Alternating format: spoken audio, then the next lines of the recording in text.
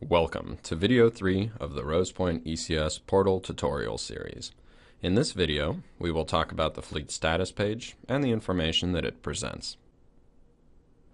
Let's start by selecting the fleet status button on the left-hand side of the screen. You will be presented by a list of the fleet's vessels. They are initially organized by their status color. First, you will see the vessels that are marked red for being out of date.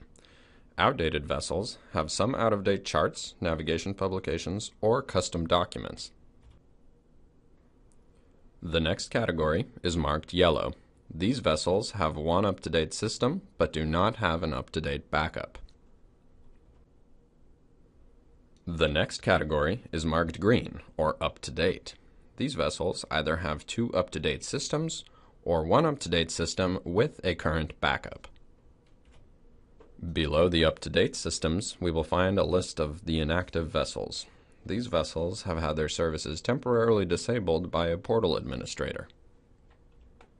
At the very bottom of the page, you will find vessels that are part of the fleet but are not yet enrolled in ECS services. Above the list of vessels, you will find a few useful filtering options. We can have the list display all vessels, only ones that are out of date, or only inactive vessels. There's also an option to search for a specific vessel. To use the search feature, simply click on Search and start typing the name of the vessel.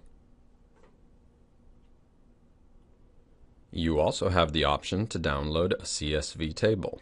This file will contain the vessel list as well as update status for onboard systems. To understand these notices better, let's review how the portal determines whether a vessel is up to date. When new charts or publications are made available, new catalogs are published with this information.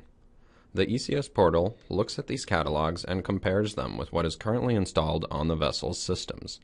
If the latest catalogs have newer content than the vessel, it means that the vessel has outdated files. When these new files become available, each vessel has a full week to update, during which it will still have a green status.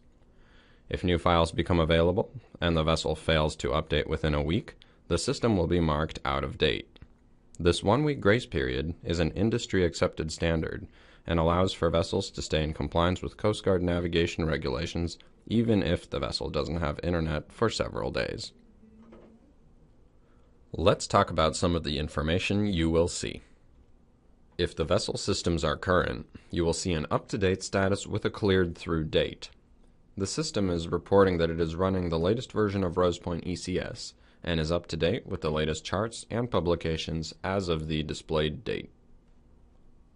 If the vessel has outdated or missing files, you will see notices such as some files are out of date or some files are not installed. This means that newer files have been available to download for more than a week, or the system is missing certain files altogether. You will see notices that use the word pending. Whether the notice is referring to charts, publications, or software, it simply means that there are newer files available, but they are less than 1 week old.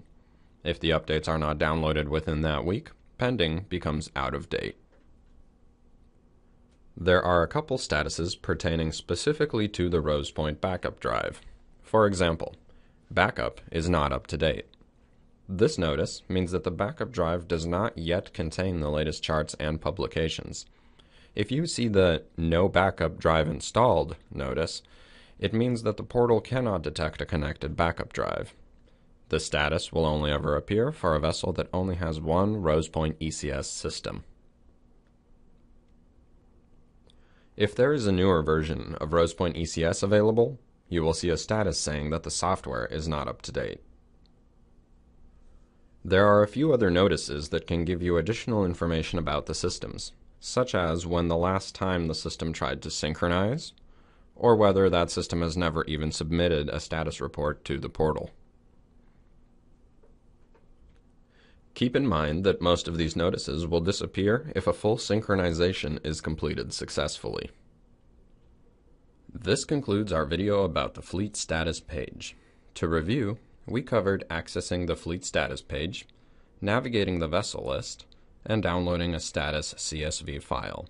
We also define the statuses and notices that you will encounter in the portal.